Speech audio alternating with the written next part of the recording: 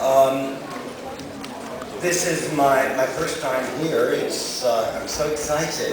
This is a beautiful venue. Hope you enjoy it. Okay, we're supposed to talk about nationalism, but a specific period of the development of nationalism. Is this too much?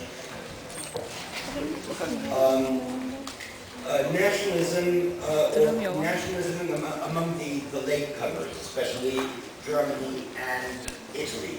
Those two countries that formed their national unity in the second half of the 19th century.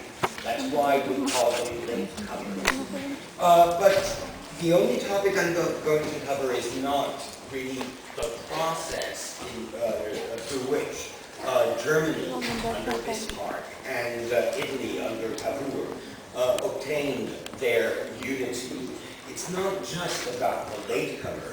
It is also about the transformation in the second half of the 19th century of nationalism as a whole. Nationalism is something that we generally associate with the influence of the French Revolution. So by and large, we may say that nationalism is a phenomenon of the end. But what is interesting is to see that at the beginning of the 19th century.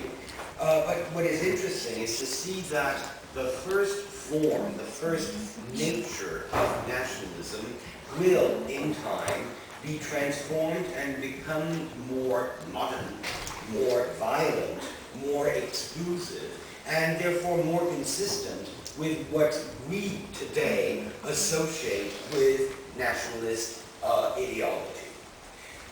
I don't think I have to tell you how powerful an ideology nationalism is. I mean, if you are to consider religion or religions as a form of ideology, nationalism is probably the strongest ideology in terms of its capacity to mobilize the masses, in terms of its capacity to integrate and incorporate the people into its ideological, political, and cultural discourse.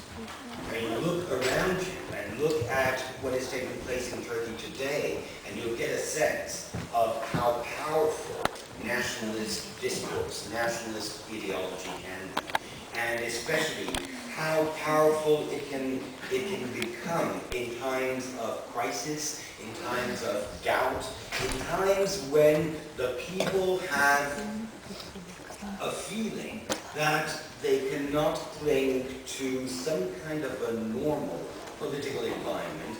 Those are times when nationalism, which is already one of the most powerful ideologies ever since the 19th century, kind of reappears, reemerges, and becomes some kind of a dominant consensual ideology in the country.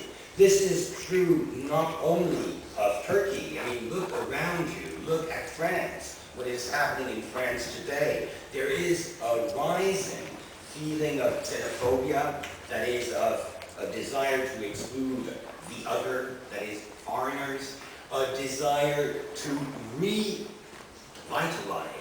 the symbols and the discourse of French nationalism, of the French nation. So it is something that characterizes a lot of the political transformations through which the world is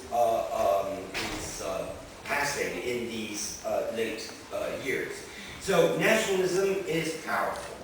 Now, as I said, and I think a little summary might be useful to remind you of the origins of nationalism. As I said at the beginning of this lecture, nationalism